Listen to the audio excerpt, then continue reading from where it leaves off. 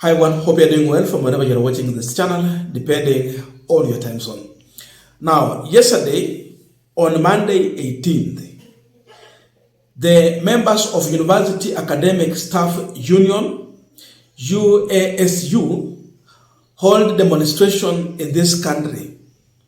And this is after the talks with the government collapsed. They were unable to continue engaging because of the disagreement. So the procession began at the University of Nairobi Graduation Square to CBD in Nairobi, to the Ministry of Education, and to the Treasury office. These are public university lecturers and other staff.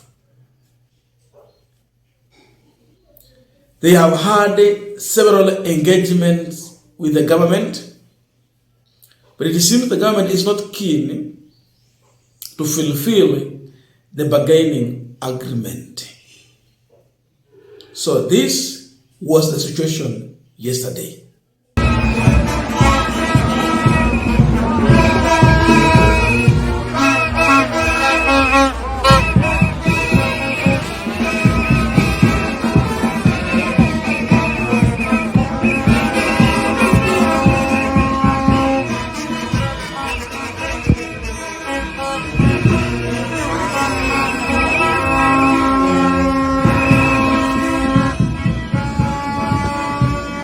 Now, as we continue with the panel discussion, just a quick request for those who are watching this channel and you have not yet subscribed, please consider subscribing.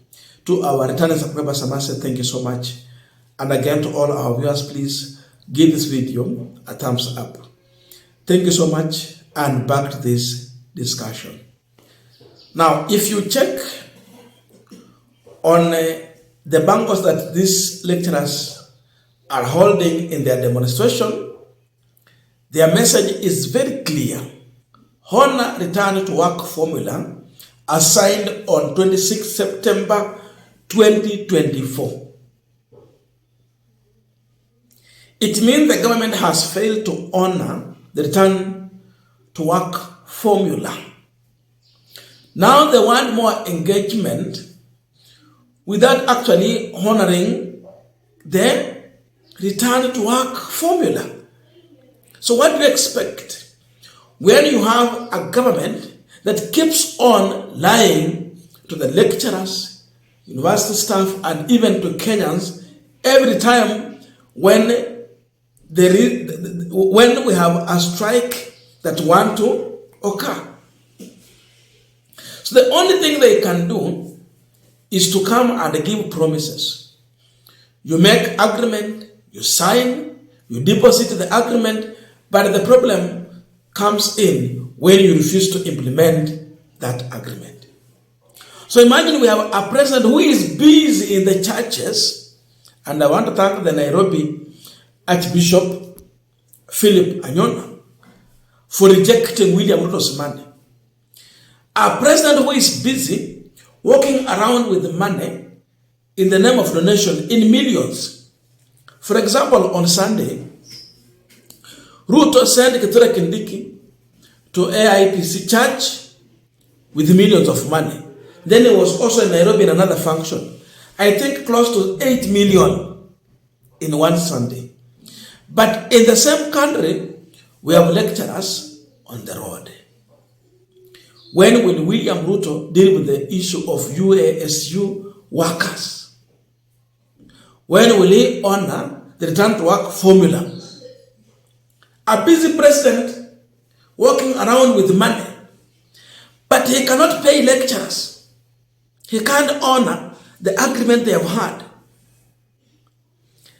Kenya is a country under William Ruto where we are subjected to one demonstration, to another, and to another.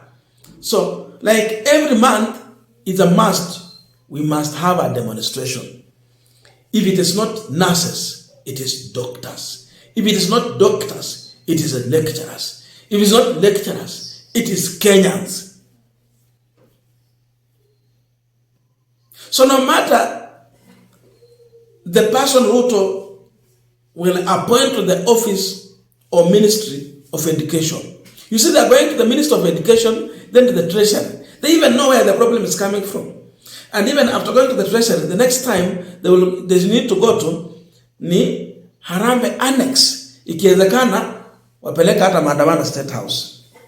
Hata wakifika kwa gate ni sawa. Because now the biggest problem we are having here, it is not the CS for education. It is not even the Treasury. It is William Ruto. If he say give them money, they will get. So Ruto will give you a job, but it will make you look bad in the eyes of the people you are leading in various ministries. Hiyo ndio ukweli. Hiyo ndio ukweli wa serikali ya Kenya Kwanza. So what kind of picture is Ruto portraying to the world when he walks around with money to churches on Sunday to bribe the church? But civil servants are on strike because it's not ready and willing to honor the bargain agreement. What message is he sending out? There is money, but this money is for handouts. There is money, but this money is for bribes. But not to make the government work for everyone. If lecturers are on the road every day, how is education working for them? The students, lecturers are on the road every day. For the student, how is education working for them? When will lecturers be in the class and perform their duty? When will the student get lectures from these lecturers? When will education work for our own children? If they are spending time, good time that they need to be having in class on the road, when will they be in the lecture hall? Itafanyika nini? So who is the biggest loser? In as much the government is not honoring the return to work formula, mambo ya welfare, mambo ya mishahara. In the other hand, you should know that our own children are suffering because they would not get quality education timely. So see mambo na our lecturers. There's also the question about the children of this nation. Under William Ruto, we are doomed as a country. Our own children will not get quality education because the lecturers themselves are busy on the road simply because there is a regime that is so much focused on giving promises that are not, cannot be fulfilled. So that sisi kama wazazi tutaumia, watoto wetu wataumia, lecturers are suffering, and as a country we are growing backwards as the other nations grow. Sisi tutakuwa na kizazi ambacho akijaelimishwa vizuri. To take the country to another heights. That's the nature of William Samoei Ruto, the current president. We saw the church coming out and talking about even capitation. I'm happy the church is condemning Ruto and now they're rejecting his offering. He must go back to the office and work. The issue of bribing pastors, bishops, and churches is not going to help in any way. Let him sit down and work on the problem. Everyone must reject William Ruto and he must go back to the office and focus.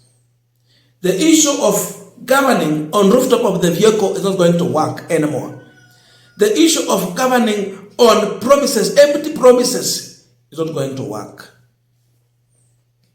It must be brought to an end. So let everyone tell William Ruto the truth. Asiharibu muda akitembea tembea hapa akisumbua watu na maneno ya uongo na promises zenye hazitakuwa fulfilled. Let him go and listen to every problem and solve.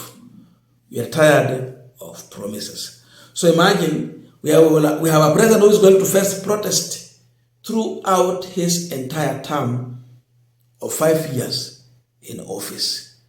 Which kind of a president will he be? What kind of legacy will Ruto have in this country? It's one of the worst.